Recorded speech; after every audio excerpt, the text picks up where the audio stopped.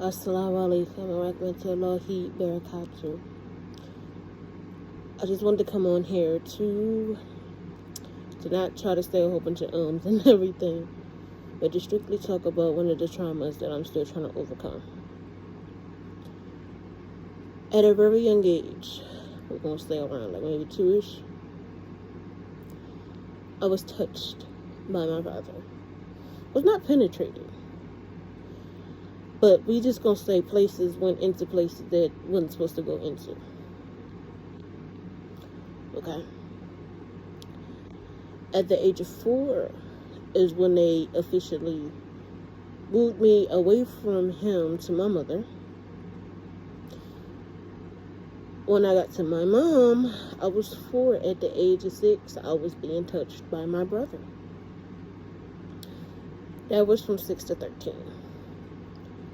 How I started off with my brother, I don't actually know. I just know that one night he came in my room, he started touching whatever little bit of chest I had at that time, rubbing his hands in between my legs. The next thing you know, his piece was just sitting in between my legs, and he would just move back and forth until you see something come out, and I'm like, well, what is that?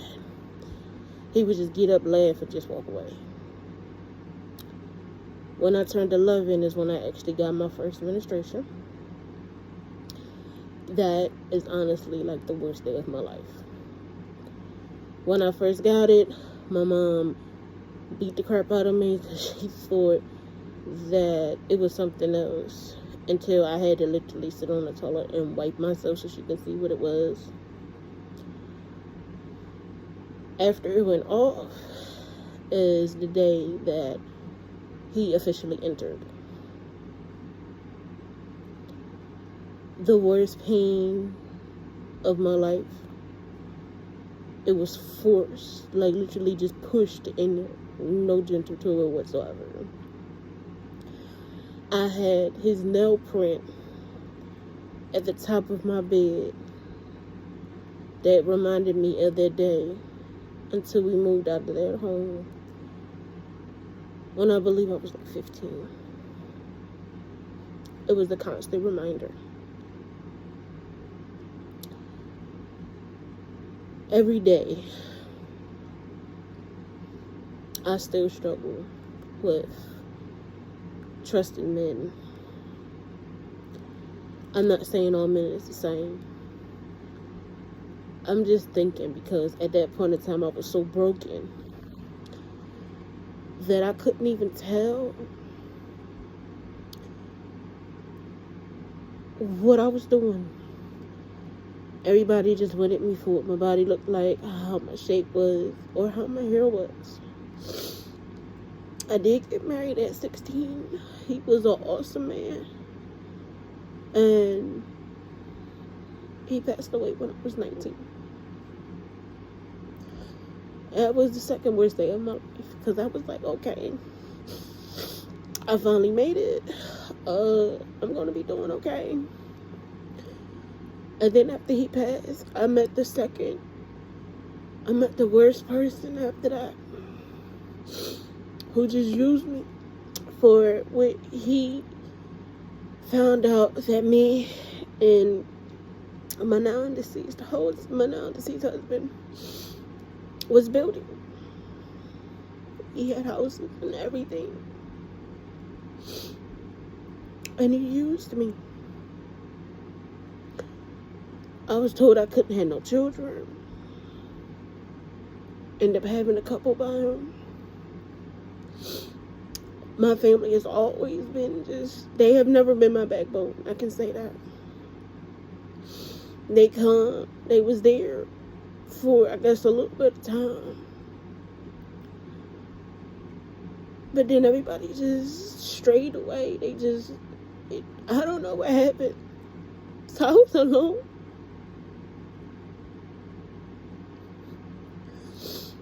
I didn't have nobody in my corner. After that,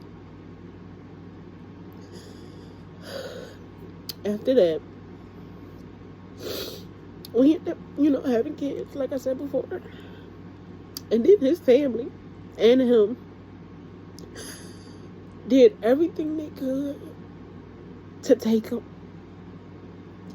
Imagine they told you can't have no kids. Then you have some.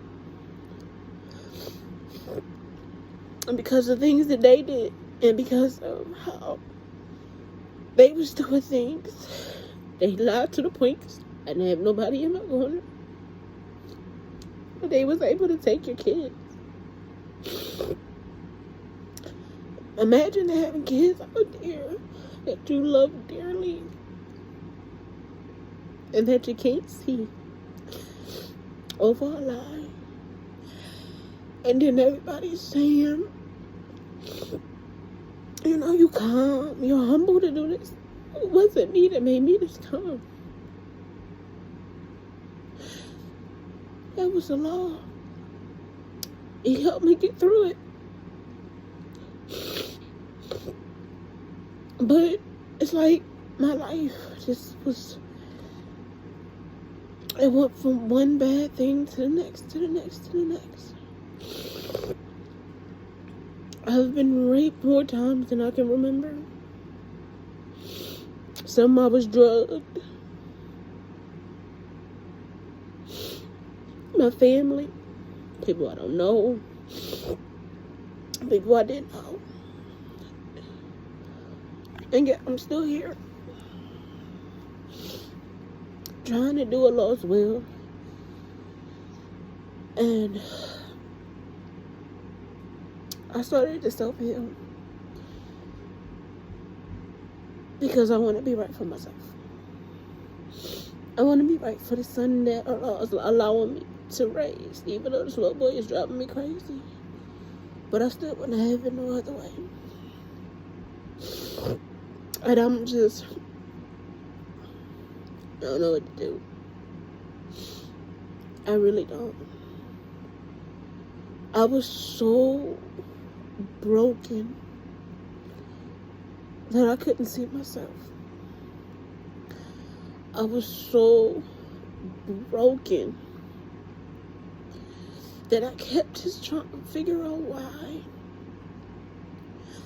Why me? What did I do? Like, especially at the age of 2, what did I do?